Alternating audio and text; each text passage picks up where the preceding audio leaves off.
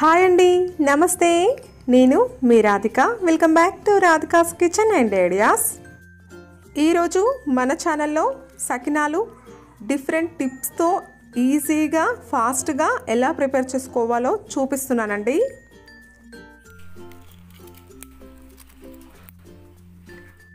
ఇప్పుడు వీటిని ఎలా ప్రిపేర్ చేసుకోవాలో చూద్దాం.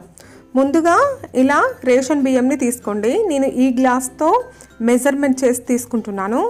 నేను ఈ బియ్యాన్ని 5 గ్లాసులు తీసుకుంటున్నానండి.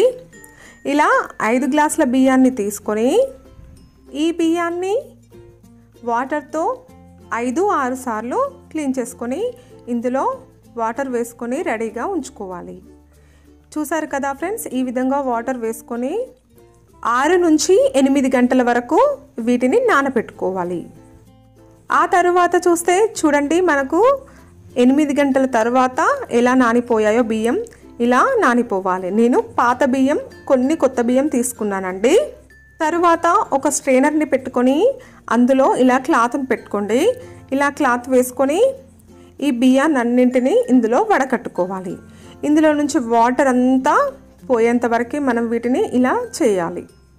చూసారు కదా ఫ్రెండ్స్, ఇలా ఇందులో నుంచి వాటర్ అంతా పోయేంత వరకు మనం ఈ బియ్యాన్ని ఒక 10 నిమిషాల పాటు పక్కన పెట్టుకోవాలి.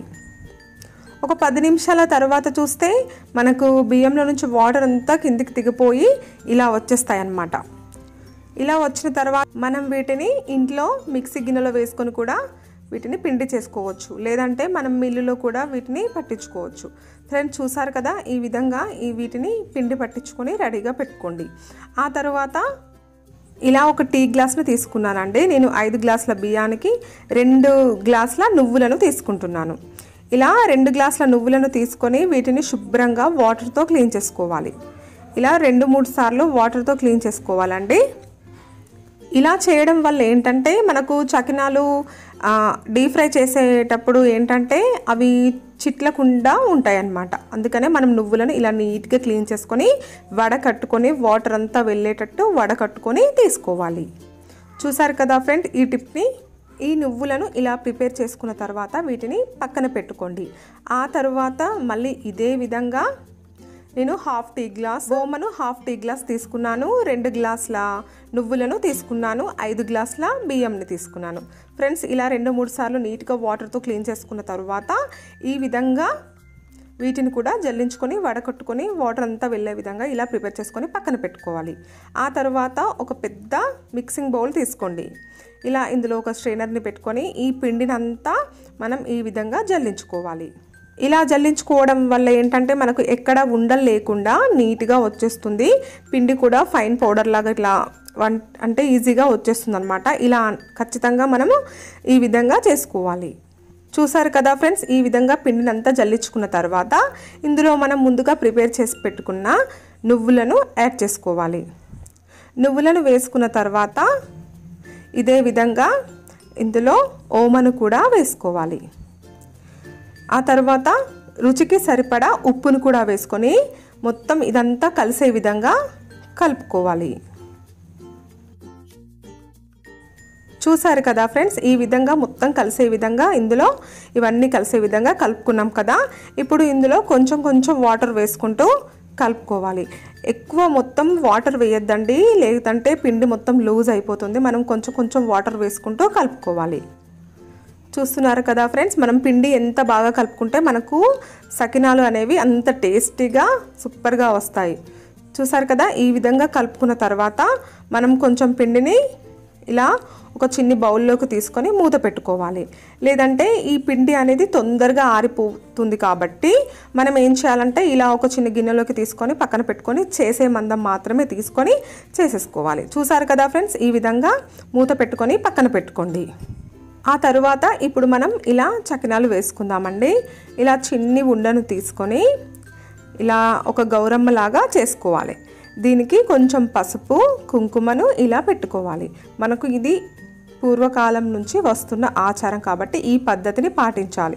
సంక్రాంతి ముందు ఖచ్చితంగా పిండి గౌరమ్మను ఇలా ప్రిపేర్ చేసుకోవాలి. ఇలా పెట్టుకున్న తర్వాత గౌరమ్మ చుట్టూ ఇలా చకినాలు చుట్టుకోవాలి. మనం దీనిని 5 వరుసలు లేదా 9 వరుసలు ఇలా చుట్టుకోవాల్సి ఉంటుంది. వరుసలో వచ్చేంత వరకు మనం దీనిని ఇలా చుట్టుకోవాలి. దీనిని మనం అన్ని చకినాలు డీప్ ఫ్రై చేసిన తర్వాత లాస్ట్కి ఈ చకినంని డీప్ ఫ్రై చేసుకోవాలి. ఫ్రెండ్స్, ఈ గౌరమ్మని మనం ఏం చేయాలో నేను లాస్ట్లో చెప్తాను, వీడియో లాస్ట్లో. చూసారు కదా ఫ్రెండ్స్, ఈ విధంగా అన్ని చకినాలను ఈ విధంగా ప్రిపేర్ చేసుకోండి. మన చేతికి ఎంత పిండి వస్తుందో అంతే పిండి తీసుకోవాలి. ఎక్కువ తీసుకుంటే మనకు చుట్టడం రాకపోవచ్చు. ఈ విధంగా ఈజీగా చుట్టేసుకోవచ్చు. చూసారు కదా ఫ్రెండ్స్, అన్ని చకినాలను ఈ విధంగా చుట్టుకోవాలి. ఇప్పుడు వీటిని ఎలా తీయాలంటే ఇలాంటి ఒక ప్లేట్ని ఈ విధంగా చేసుకొని ఈ విధంగా తీసేసుకోవాలన్నమాట ఒక ప్లేట్లోకి. ఇలా మనము ఫస్ట్ ఒక 4 తీసుకుందామండి. ఇలా ఒక 4 తీసుకొని మనం డీప్ ఫ్రై చేసుకుందాం. స్టవ్ ఆన్ చేసుకొని ఒక కంచుడును పెట్టుకోండి. అందులో డీప్ ఫ్రైకి సరిపడా ఆయిల్ వేసుకోవాలి. ఈ ఆయిల్ వేడెక్కిన తర్వాత ఒక చిన్ని ఉండను ఇందులో వేసుకొని ఇందులో ఫ్రై అయిన తర్వాత దీనిని ఇలా తీసి దీని చుట్టూ తిప్పుకొని పడేయాలి. ఇది మనకు పూర్వకాలం నుంచి వస్తున్న ఆచారం. ఇలా చేసిన తర్వాత మనం చకినాలు ఇంతకు ముందు తీసుకున్నాం కదా ఫ్రెండ్స్, వాటిని ఈ విధంగా మెల్లిగా ఇందులో వేసుకోవాలి. ఇలా వేసుకున్న తర్వాత మనకు ఆయిల్ అనేది ఎక్కువ హీట్ ఉండాలండి. ఆయిల్ అనేది తక్కువ హీట్ ఉందనుకోండి ఇవి సరిగ్గా వేగవు, మెత్తగా ఉంటాయి అన్నమాట. మనకు మంచి టేస్టీగా ఉండాలంటే మనం ఈ విధంగా చేయాలి. వీటిని ఇలా డీప్ ఫ్రై చేసుకోవాలండి. మనకు ఇవి ఇలా కొంచెం కలర్ చేంజ్ అయిన తర్వాత మనం వీటిని ఇలా గారెల పుల్లతో తీసేసుకోవడమే. చూసారు కదా ఫ్రెండ్స్, ఈ విధంగా చేయాలి. ఆ తర్వాత మనకు ఇలా గౌరమ్మ ఉంది కదా ఫ్రెండ్స్, దీనిని మనం మన బియ్యంలో వేసుకోవాలన్నమాట. అంటే మనం తినే రైస్ ఉంటాయి కదండి, వాటిలో వేసుకొని ఆ బియ్యంలో అది మొత్తం కలిసిపోయి మనకు మంచి జరుగుతుంది అంటారు. ఈ విధంగా లాస్ట్కు గౌరమ్మ పెట్టుకున్న చకినాలు కూడా వేసుకొని ఈ విధంగా డీప్ ఫ్రై చేసుకోవడమే. చాలా సింపుల్ కదా ఫ్రెండ్స్. మీకు కనుక ఈ వీడియో నచ్చితే లైక్ చేయండి, మీ ఫ్రెండ్స్ అందరికీ ఈ వీడియోని షేర్ చేయండి. ఇలాంటి మరెన్నో వీడియోస్ పొందడానికి నా ఛానల్ని సబ్స్క్రైబ్ చేసుకోవడం మాత్రం అస్సలు మర్చిపోకండి.